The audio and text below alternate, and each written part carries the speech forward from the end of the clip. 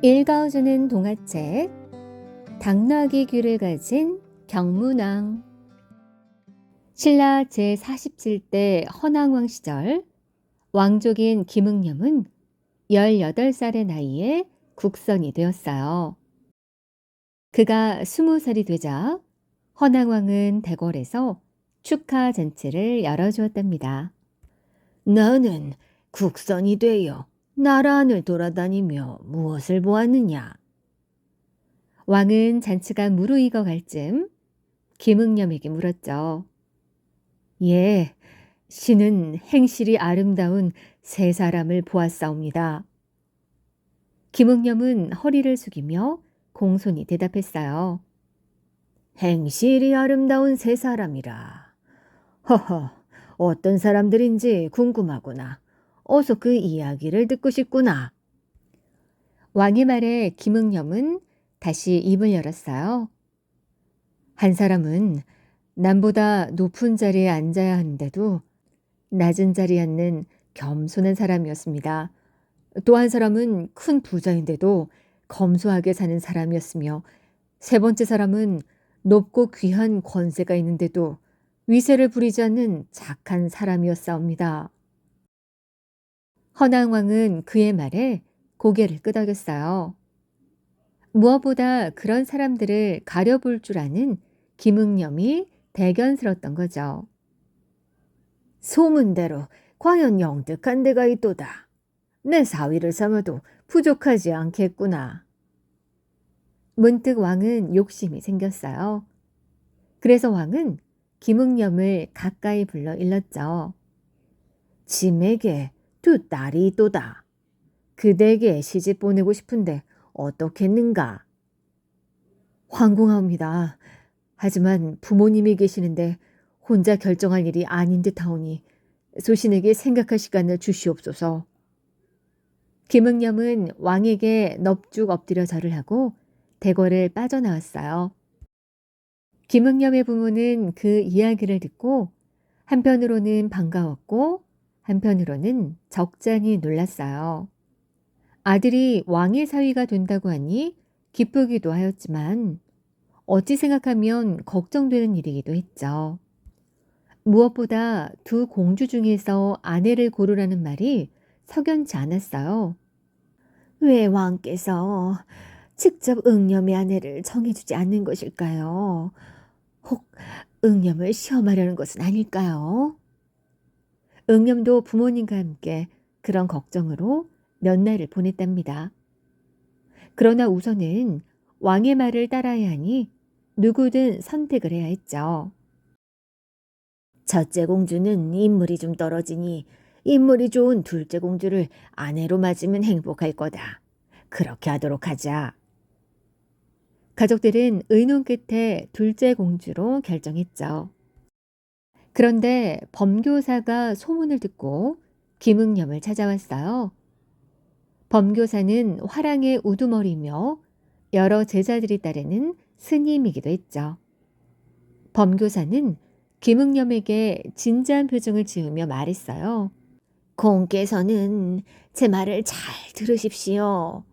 만약 첫째 공주에게 장가를 드신다면 앞으로 좋은 일이 세 가지가 있을 것입니다. 잘 생각해서 결정하시기 바랍니다. 범교사는 그런 알 수 없는 말을 남기고 돌아갔어요. 김응념은 그 말의 온전한 뜻을 알 수가 없어서 잠을 이루지 못했답니다. 그로부터 며칠이 지난 어느 날 왕이 보낸 사자가 두 공주 중에서 누구를 아내로 맞이할 것인지 알아보기 위해 김응념의 집을 찾아왔어요. 김응념은 공손히 밖으로 나가 사자를 맞았죠. 예상한 바였으나 김응념은 잠시 고민했죠. 머릿속 한편에서는 아름다운 공주의 얼굴이, 다른 한편에서는 범교사의 말이 빠르게 훑고 지나갔어요. 그러나 김응념은 곧 이렇게 대답했죠. 저는 첫째 공주를 아내로 맞을 것입니다. 알겠습니다. 그럼 그렇게 아래겠소. 그리고 사자는 궁궐로 돌아갔죠. 허난 왕은 김응념을 만나고 온 신하에게 물었어요. 그래, 김응념이 뭐라고 하든가. 첫째 공주님을 아내로 맞이하겠다 했사옵니다. 첫째 공주라고. 틀림없이 그렇게 대답했단 말이지. 왕은 놀라서 되물었어요.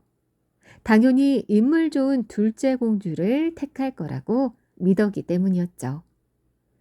그런데 첫째 공주를 택하였으니 의외였던 거였어요.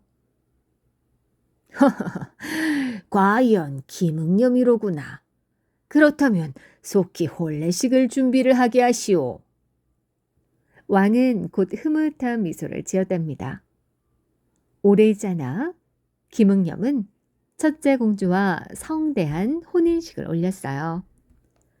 그로부터 석 달이 지난 어느 날 허난 왕은 병으로 자리에 눕게 되었어요. 왕의 병은 날이 갈수록 점점 더 깊어갔답니다. 아무리 약을 써도 소용이 없었죠. 그러자 하루는 허낭 왕이 신하들을 불러 모았어요. 아무래도 짐이 오래 살지 못할 것 같소. 짐에게는 아들이 없으니 내가 죽은 뒤의 일은 맞사위인 김응념에게 맡기시오. 이튿날 허낭 왕은 세상을 떠나고 말았어요. 왕의 유언대로 김응념은 마침내 왕위에 오르게 되었죠. 바로 제48대 임금인 경문왕이에요. 김응념이 왕위에 오른 지 얼마 지나지 않아 범교사가 찾아왔죠. 왕이 된 김응념은 범교사를 반갑게 맞았어요. 어찌 보면 그 덕분에 왕위에 오를 수 있었던 거니까요. 제가 전에 아렸던 3가지 좋은 일이 이제 모두 이루어졌습니다. 감축드리옵니다. 3가지라니 그게 무엇이죠? 첫째는 폐하께서 맞사위가 되셨기 때문에 왕위에 오른 것이고, 둘째는 폐하께서 마음에 두셨던 둘째 공주도 쉽게 부인으로 맞아들일 수 있게 된 것이며, 셋째는 첫째 공주와 결혼해서 허낭왕과 왕비가 기뻐한 것이옵니다. 범교사는 왕의 물음에 온화한 미소를 지으며 대답했어요. 생각해보니 정말 그렇구려. 그대의 말이 딱 맞았소. 그대가 아니었으면 나는 임금의 자리에 오르지 못했을 것이오. 아니옵니다. 폐하께서 어진 선택을 하셨기 때문이옵니다. 범교사는 겸손하게 대답했어요. 그렇지 않소. 그대가 아니었다면 나는 올바른 선택을 하지 못했을 것이오. 내 그대에게 큰 상을 내릴 것이니 부디 사양하지 마시오. 왕은 범교사에게 대덕이라는 큰 벼슬을 내리고 황금 130냥을 주도록 했어요. 그로부터 또 얼마의 세월이 흐른 뒤였어요.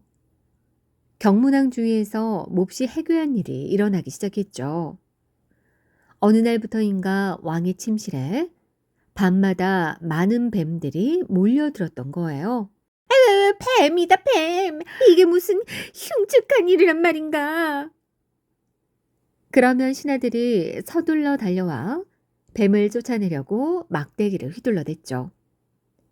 그런데 오로지 경문왕만은 두려워하지 않고 오히려 신하들을 나무랐어요.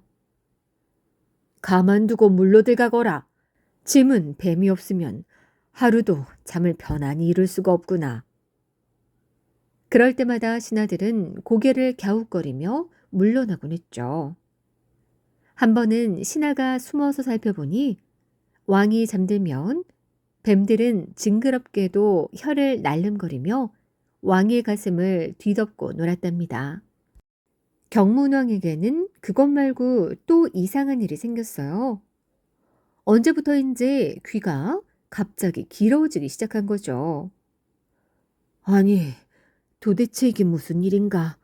어찌하여 귀가 자꾸 길어지는 걸까? 거울을 보며 왕은 어찌할 바를 몰랐어요. 너무나 해괴한 일이어서 누구에게 말도 못하고 왕은 매일 가슴앓이를 해야 했죠. 그나마 다행스러운 일은 임금의 귀가 당나귀 귀처럼 길다는 것을 알고 있는 사람은 날마다 관을 씌워주는 복도장 한 사람뿐이라는 것이었죠. 그래서 왕은 복도장의 입을 막아야 했어요. 왕은 늘 복도장에게 호통을 쳐댔죠. 네 이놈! 만일 어느 누구에게라도 입을 열었다가는 너희 가족 모두 살아남지 못할 것이다. 왕의 말은 목에 칼을 들이대는 것처럼 섬뜩했죠. 복도장은 온몸을 떨며 고개를 끄덕였어요. 염려하지 마소서. 절대로 그런 일은 없을 것이옵니다. 한동안 복도장은 입이 근질근질해도 참고 살 수밖에 없었죠. 하지만 복도장은 자꾸 입이 근질거렸어요. 시간이 지날수록 자꾸만 말이 하고 싶어 미칠 지경이었죠. 시간이 한참 흘러 복도장도 나이가 많아 세상을 떠날 때가 되었어요. 그는 결심을 하고 어느 날 아무도 몰래 도림사의 대나무 숲으로 들어갔어요. 그리고 솥나발을 만들어 대나무 숲을 향해 큰 소리로 외쳤죠. 우리 임금님귀는 당나귀 귀처럼 생겼다. 아니, 그것으로는 부족한 듯하여 다시 한번 크게 소리를 질렀죠. 임금님귀는 당나귀 귀다. 그러자 오랫동안 꽉 막혔던 가슴이 비로소 뻥 뚫리는 것만 같았죠. 그 후 얼마 지나지 않아 복도장은 세상을 떠나고 말았답니다. 그런데 복도장이 죽은 후 이상한 일이 일어났어요. 바람만 불면 대나무 숲에서 이상한 소리가 들려왔던 거예요. 백성들은 저마다 수군거렸죠. 자네도 들었나? 도림사 대나무 숲에서 난다는 소리 말이야. 물론 들었지. 어찌나 해괴한지 한 번만 들어도 잊혀지질 않네. 그러게 말이야. 임금님 귀는 당나귀 귀라고 한다는군. 정말 우리 임금님 귀가 당나귀 귀인가? 예끼 이 사람들 큰일 날 소리 하지 말게. 공연히 임금님 귀에 들어가면 경을 칠 걸세. 사람들의 그 수군거림은 더 멀리까지 퍼져갔죠. 소문은 마침내 경문왕의 귀에까지 들어갔어요. 뭐시라고? 저런 고이한 대나무 숲에서 그런 소리가 들린단 말이지. 그렇다면 당장 대나무들을 베어버려라. 경문왕은 화가 나 버럭 소리를 질렀죠. 분부대로 거행하겠나이다.